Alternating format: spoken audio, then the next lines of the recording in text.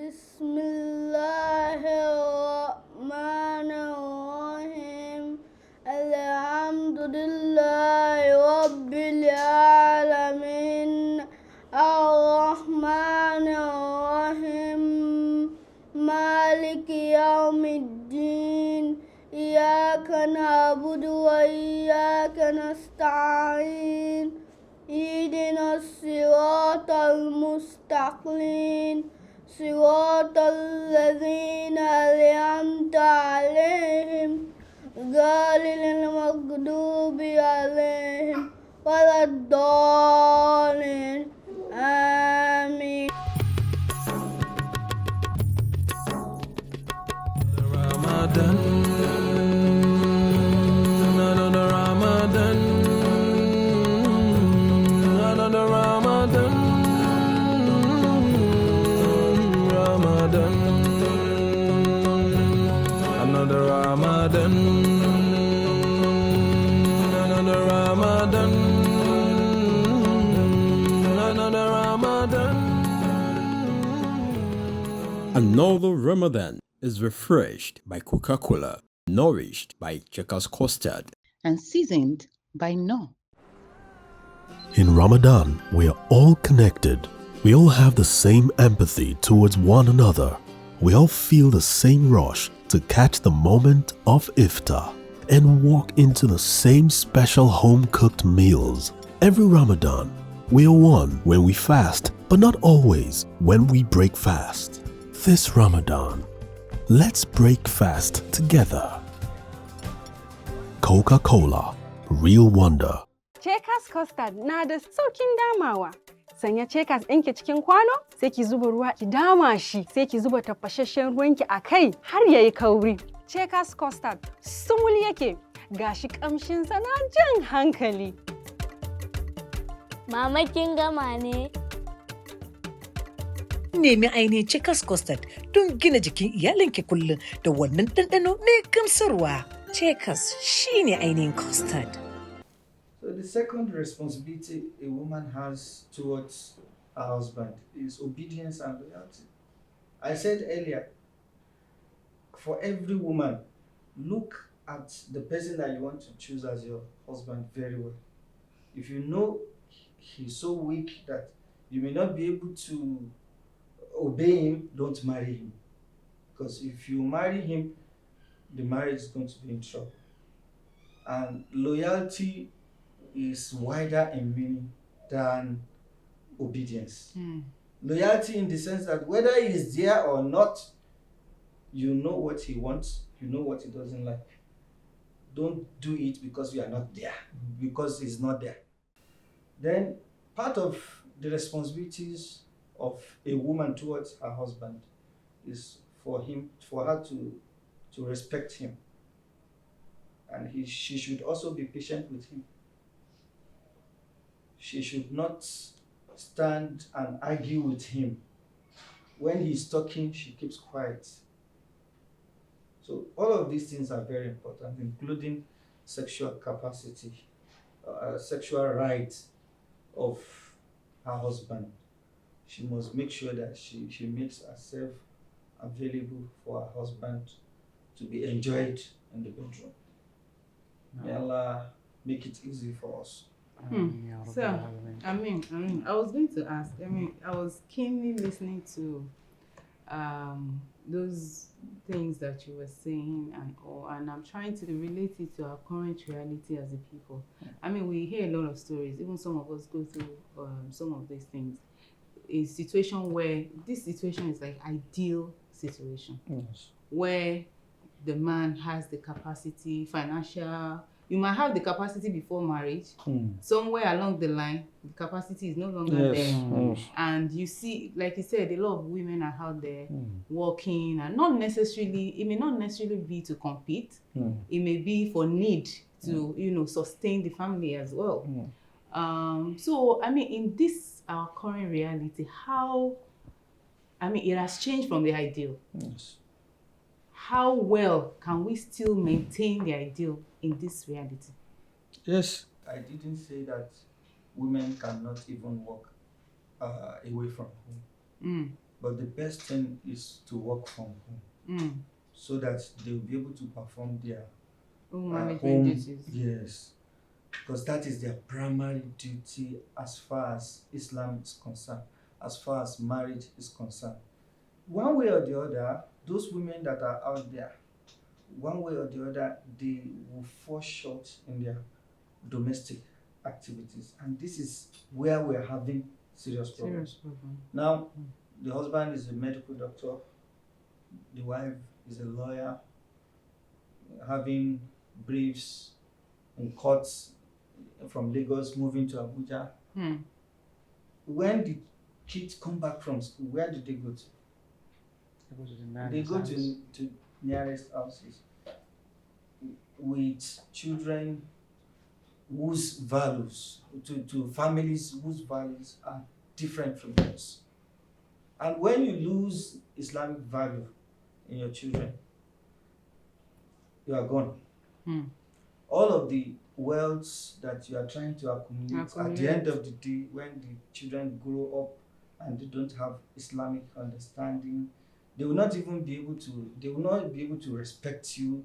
They will not treat you the way they're supposed to treat you, because when it was time for you to manage their affairs properly, you are busy looking for worldly things here and there. But if you must go out there, then you have to be very careful not to mix with men anyhow. I want to make it easy. I mean, so sir, I still want to take that conversation forward because I want us to situate it very, very, very well. I know that there are a lot of women, like you have. Let's even put it this way: you have a daughter, a lady doctor, brilliant, and you are proud. My daughter is a medical doctor. So the man has come and said, "Yeah, stay at home.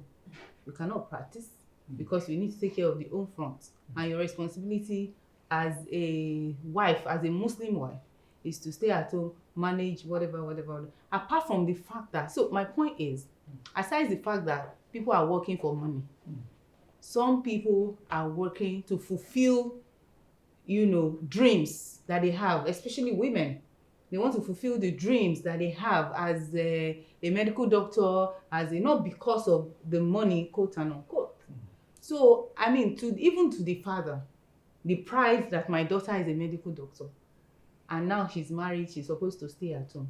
How do you reconcile that? Thank you very much. One major point that I want us to understand in this conversation is the fact that we need to make sure that the kind of work that a woman is going to do out there is not going to affect her primary responsibility in the home. That's the major point. We need to now prioritize the home, because we have seen the result of not prioritizing the home.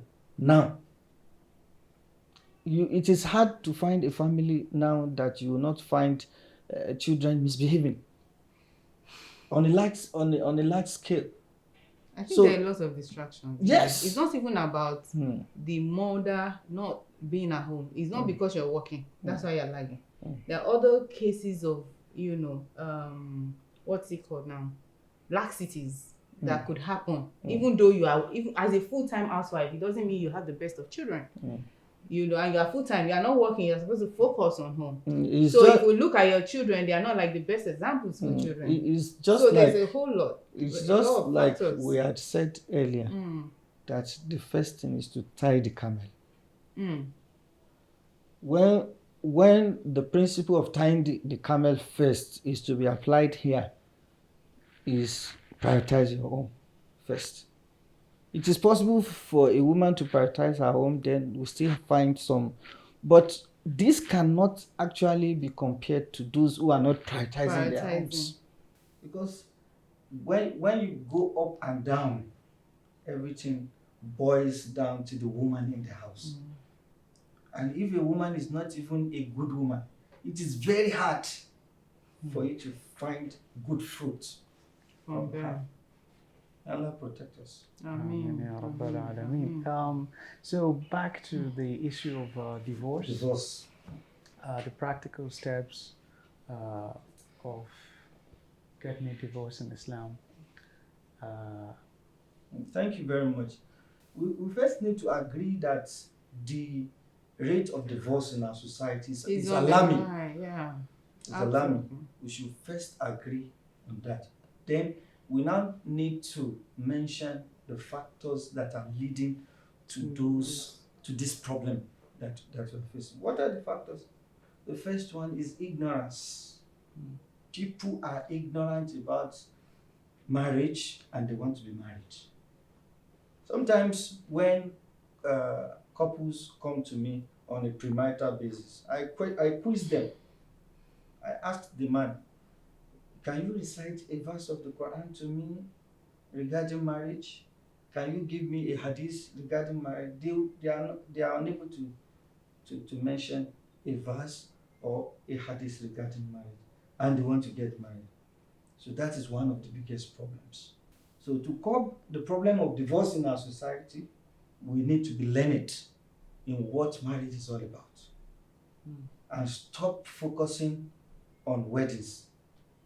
You want to do one in town wedding, whereas you don't know anything about your duties and responsibilities in the marriage. So this is one of the cause of the problems.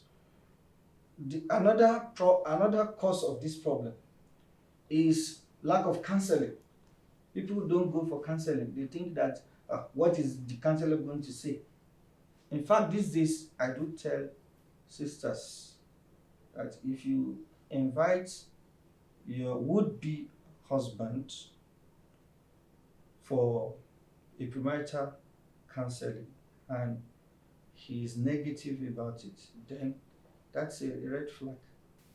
Because these days, the reason why some men are not able to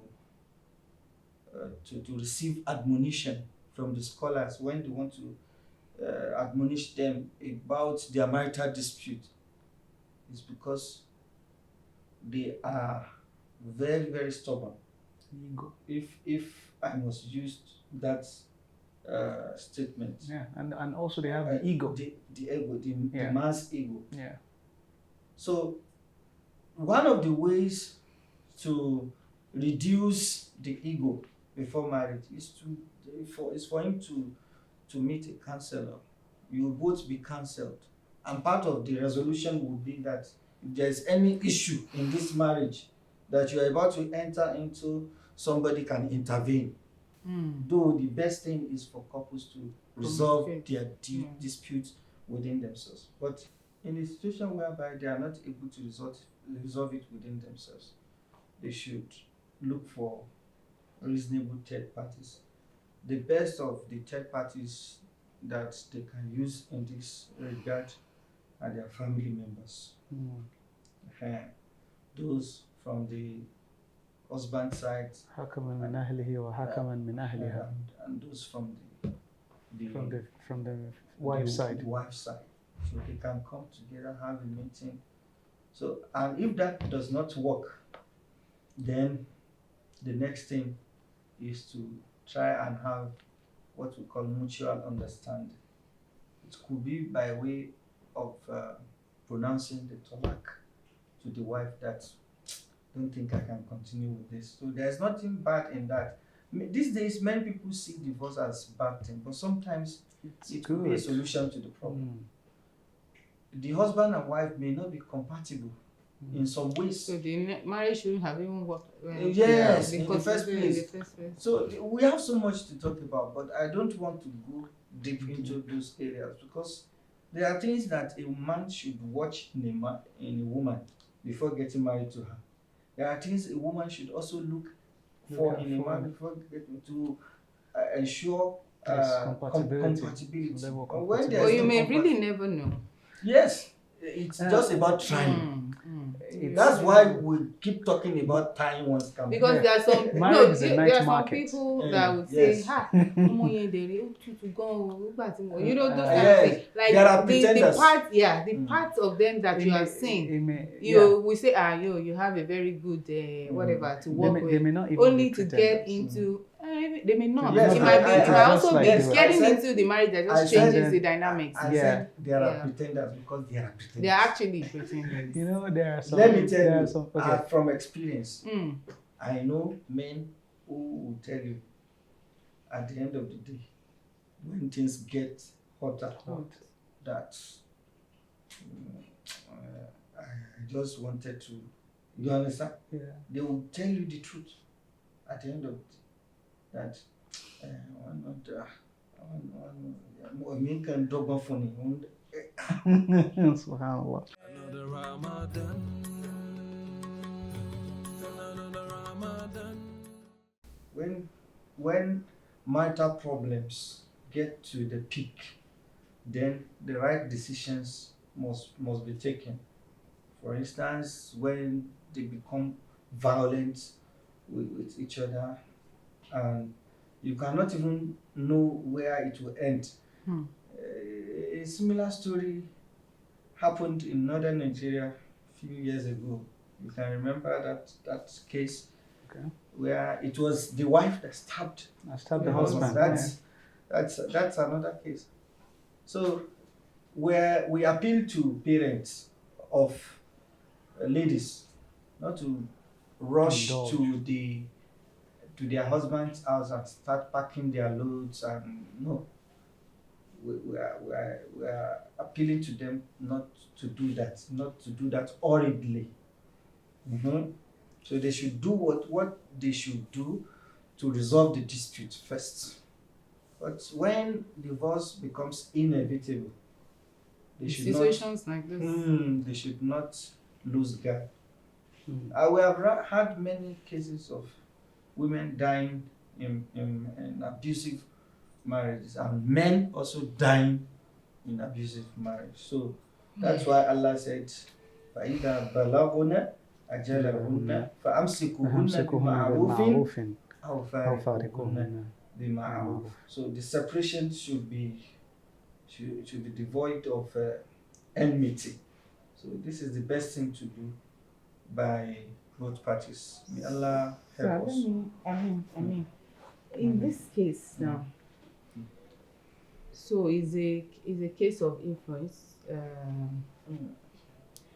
The guy is constantly under the influence of drugs and all. Is there a place for separation for a while? Yes. Until they get, maybe not necessarily divorce, like separation to say we need help, he needs help, we need to take, move away from him, so that he can get the help that is required, that he needs away from him.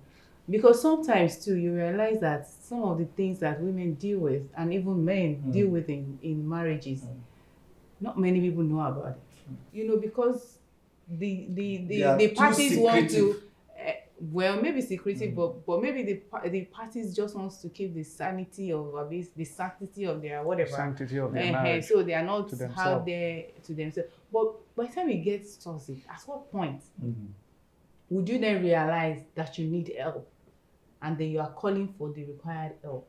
It might be tough, like you mentioned empathy and all of that. It's your husband. And you feel like if it's over tough in God, that's when you want to prove that you're staying and then you are there. And you love him. And you love him. And in this spirit of love, perhaps we could have taken a break, not necessarily divorce. Yes. Subhanallah, No, right. the incident, one of the counselors was like, Nihad, why don't you just, this was a day before that incident, why don't you just stay with your parents for a while? This is part of what we also do. And there are cultural issues there too. In fact, there are cultural issues. Yes. Like Yoruba people will say, "Obìnrin kó má dálé mushu," and all of that. Or- So the shame, or the stigma, sir. Igi ò kí ń sùn ta. Because igi is the marriage now. Yes. So you cannot be outside of your marriage. The wife You have should to- not sleep outside you the shall- husband's house. should you not When come she's in and marriage. die? Should you not come and die in those kind of instances? So I think that even in terms of enlightenment, I like what you say about that counsel, and I think there's a lot of awareness that needs to be done with the counseling thing. Yes. That Muslims, as we go into our marriages, let's get the right counseling. And it's not as if you are going into marriage to say I will divorce. But I'm sure that in counseling they will mention that situations might call for this, and you should be able to identify those situations and know when to, because at the end of the day, your life is paramount. Your life, if you are not alive, you can't be wife, you can't be you can't be husband. So I think a lot needs to be done by the Ummah, to further educate our upcoming young people getting into marriage, and those who are currently married too. Because no matter how much, and those who are currently married, no matter how much we thrive, there's still discord here and there that we have to deal with. So, and that's the fact that you are even trying. So what about people that are not even trying? They don't have. I also love what you said about having the right,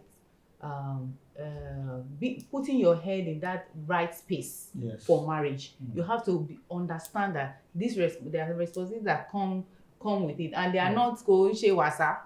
They are like serious business. It's what you want to get reward from. Yes, Allah, so it's work now. It's work. So that's why I tell men when they are performing their conjugal responsibilities, not to feel sad about it. You are buying food for your family.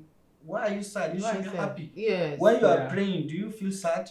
It is as if you are praying because you are going to get reward for it.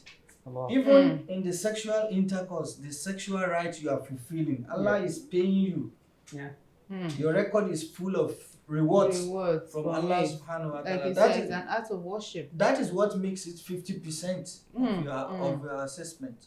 And that is why we are saying that someone should not say he wants to abandon marriage so that he'll be able to worship Allah. It is like living an act of worship for another act of worship. It's been a wonderful session with you, sir. Thank you very much for coming. Ms. Bilal, I believe you have something for Yes, so we have something for you. Thank you. From one of our sponsors.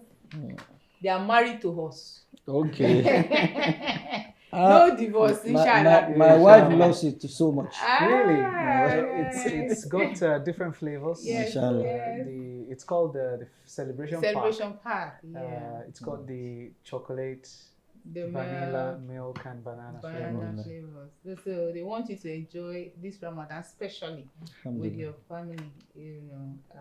Allah bless them. Amen. Allah reward them. Thank you very much. Thank you, sister.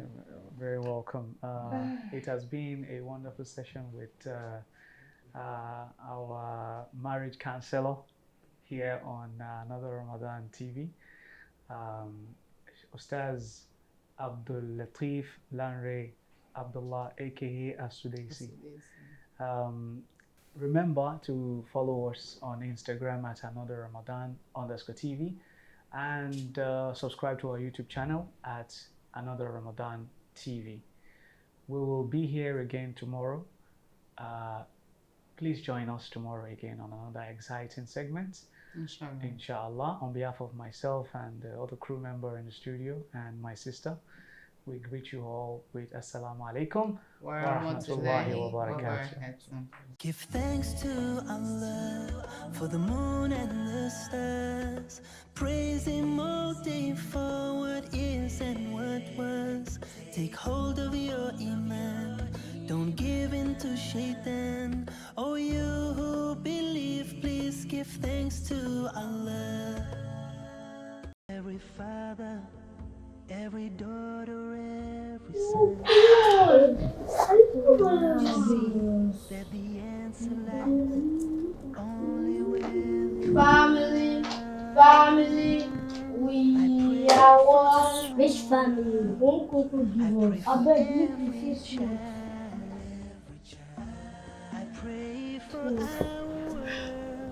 our Family, we are one. Family, you guys care for some gold. I pray for our world to be filled with light.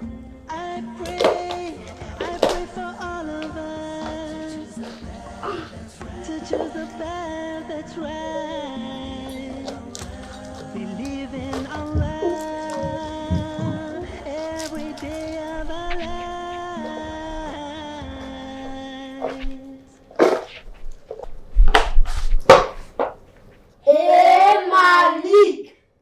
will change person. Wonderful. Every mother, every father, every daughter, every son.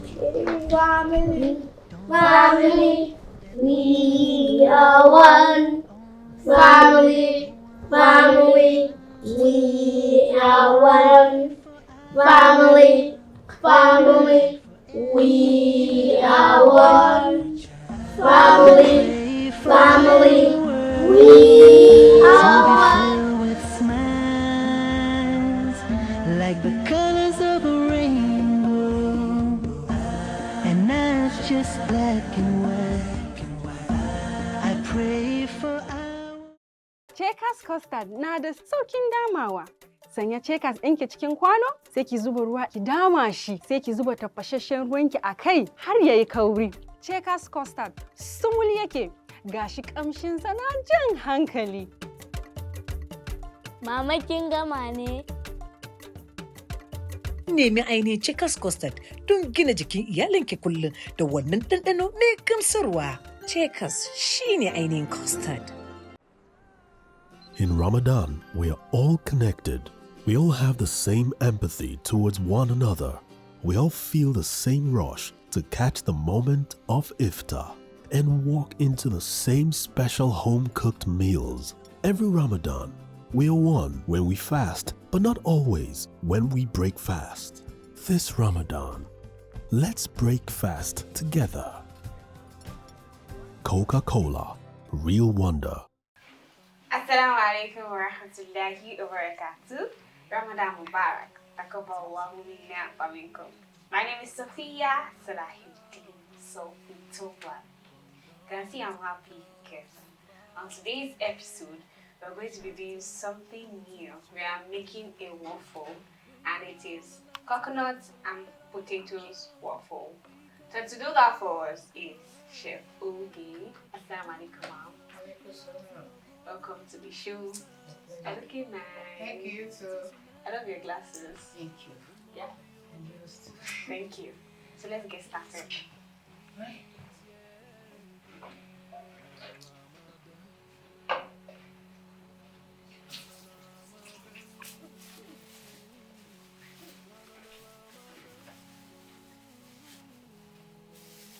Chopping potatoes.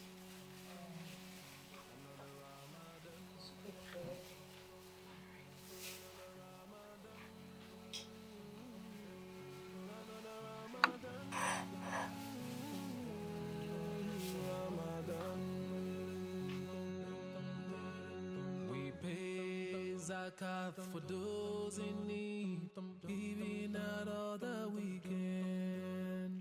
The month of fasting, the month of forgiveness, of frivolities, embrace the beauty of the deen. Bring down the lanterns and light on the domes. We connect with the Quran. Do no evil, not speaking love your brothers and sisters. Revive our forgotten sunnah. The month the Holy Quran was revealed is here again. Another Ramadan. Another Ramadan. Another Ramadan. Ramadan. Another Ramadan. Another Ramadan. Another Ramadan. Ramadan. Another Ramadan.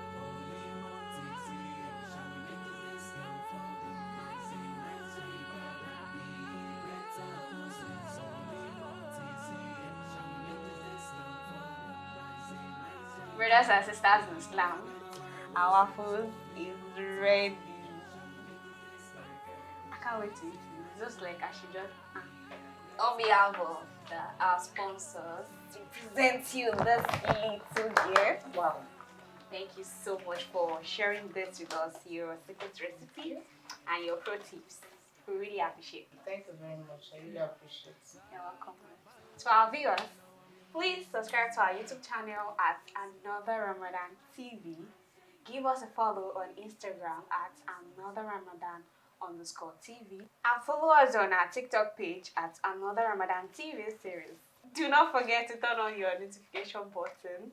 And on this note, I say Assalamu alaikum wa rahmatullahi wa barakatuh. Bye. Another Ramadan is refreshed by Coca-Cola, nourished by Checkers Custard, and seasoned by No. The